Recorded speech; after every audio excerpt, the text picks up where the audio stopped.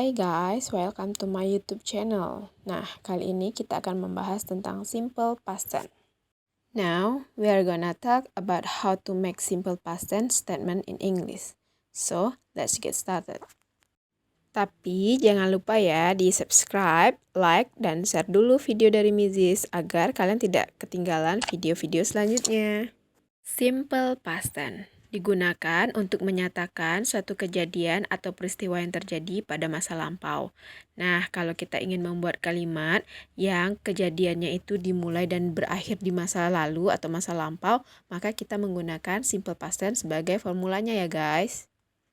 Time signal atau keterangan waktu untuk simple past tense. Di sini Mizis kasih beberapa contoh ya guys. Contohnya yesterday. Yesterday itu kan artinya kemarin. Bisa kita gunakan yesterday morning yang artinya kemarin pagi. Yesterday afternoon yang artinya kemarin sore. Yesterday night yang artinya kemarin malam. Atau kita bisa menggunakan last, yaitu last night untuk tadi malam, last week untuk minggu lalu, dan last month untuk bulan lalu. Atau kita ingin memakai ago.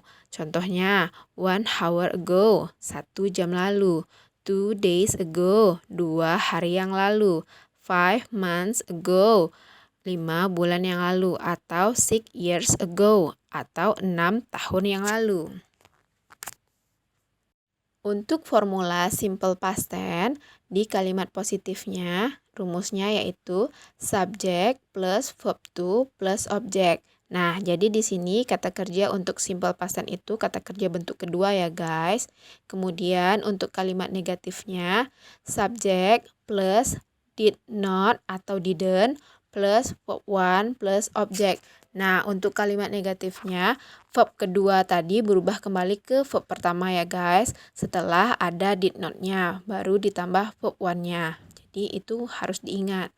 Kemudian untuk kalimat interrogatif, did plus subject plus verb one dan object. Jangan lupa question mark-nya ya guys. Kita lihat untuk contoh kalimat positifnya ya. They came to our house yesterday. They came to our house yesterday. Nah, came di sini adalah bentuk kedua dari come. Jadi, subject plus verb 2 plus object, yaitu they came to our house yesterday. Kemudian kita lihat lagi di kalimat negatifnya atau kalimat menyangkal. Yang Mizis garis bawahi adalah did not dan come. Jadi, they did not come to our house yesterday. Atau they didn't come to our house yesterday. Nah, came tadi berubah kembali menjadi verb pertama yaitu come.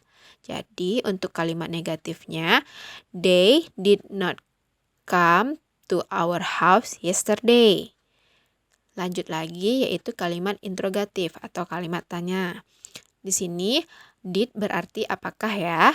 Did they come to our house yesterday? Apakah mereka datang ke rumah kita kemarin? Nah, tetap seperti di formula. Did ditambah subjek, ditambah verb one, ditambah objek. Came tadi hanya berada di kalimat positif ya. Sedangkan untuk kalimat negatif dan interrogatif kembali menjadi verb pertama yaitu come. Sekali lagi Mizis ingatkan ya, dalam kalimat menyangkal atau negatif yang memiliki kata kerjanya selalu dalam bentuk pertama atau infinitif. Oke, sekali lagi, dalam kalimat menyangkal atau negatif yang memiliki kata kerjanya selalu dalam bentuk pertama atau infinitif. Untuk selanjutnya, kita menggunakan kata kerja talk, di mana kata kerja talk di verb one dan berubah menjadi talk dengan berakhiran ed di verb 2-nya. Kita masuk ke contoh kalimat positifnya ya.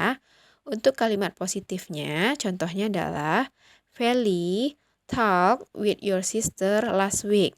Feli berbicara dengan saudara perempuan kamu minggu lalu. Kemudian di kalimat negatif, talk tadi berubah menjadi talk kembali yaitu di verb pertamanya. Feli didn't talk with your sister last week. Feli didn't talk with your sister last week. Dan di kalimat interrogatifnya, Did Feli talk with your sister last week? Did Feli talk with your sister last week? Apakah Feli berbicara dengan saudara perempuan kamu minggu lalu? Kata kerja selanjutnya adalah borrow, di mana kata kerja keduanya mendapat akhiran ed menjadi borrowed. Kita lihat ya contoh kalimat positifnya. Aji borrowed my book 5 days ago.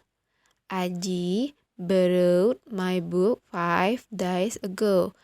Aji meminjam buku saya 5 hari yang lalu. Kemudian di kalimat negatif seperti yang udah Mrs. garis, yaitu Aji didn't borrow my book 5 days ago. Aji didn't borrow my book 5 days ago. Aji tidak meminjam buku saya 5 hari yang lalu. Dan kembali lagi di kalimat interrogatif seperti yang udah Mrs. garis ya, did dan borrow. Did Aji borrow my book 5 days ago? Did Aji borrow my book 5 days ago? Apakah Aji meminjam buku saya 5 hari yang lalu? Kemudian kita masuk untuk contoh kata kerja tidak beraturan atau irregular verb ya. Di sini Mrs. pilih kata kerja buy. Buy yang artinya membeli itu adalah kata kerja bentuk pertama. Dan kata kerja bentuk keduanya berubah menjadi bought. Dan kita lihat ya kalimat positifnya. Zio bought a new bicycle last month. Zio bought a new bicycle last month. Zio membeli sebuah sepeda baru bulan lalu. Dan untuk kalimat negatifnya, bought tadi berubah kembali ya menjadi buy. Bisa kalian lihat di kata yang Mrs. garis bawahi. Zio didn't buy a new bicycle last month. Zio tidak membeli sebuah sepeda baru bulan lalu. Kemudian untuk kalimat interrogatifnya atau untuk kalimat tanyanya, did Zio buy a new bicycle last month? Did Zio buy a new bicycle last month? Apakah Zio membeli sebuah sepeda baru bulan lalu? Irregular verb selanjutnya adalah eat atau makan. Jadi, untuk kata kerja keduanya, eat berubah menjadi ate. Untuk kata kerja keduanya, eat berubah menjadi ate. Kita lihat ya, contoh kalimat positif untuk kata kerja eat. Almira ate fried rice last night. Almira ate fried rice last night. Ate di sini adalah bentuk kedua dari eat ya. Kemudian di kalimat negatifnya atau kalimat menyangkalnya, eat tadi berubah lagi menjadi eat. Almira didn't eat fried rice last night. Almira didn't eat fried rice last night. Almira tidak makan nasi goreng tadi malam. Dan untuk kalimat interrogatifnya, did Almira eat fried rice last night? Did Almira eat fried rice last night?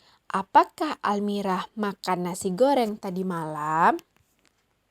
Oke guys, sampai di sini dulu ya penjelasan Mrs. tentang simple past tense. Thanks for watching. Bye-bye.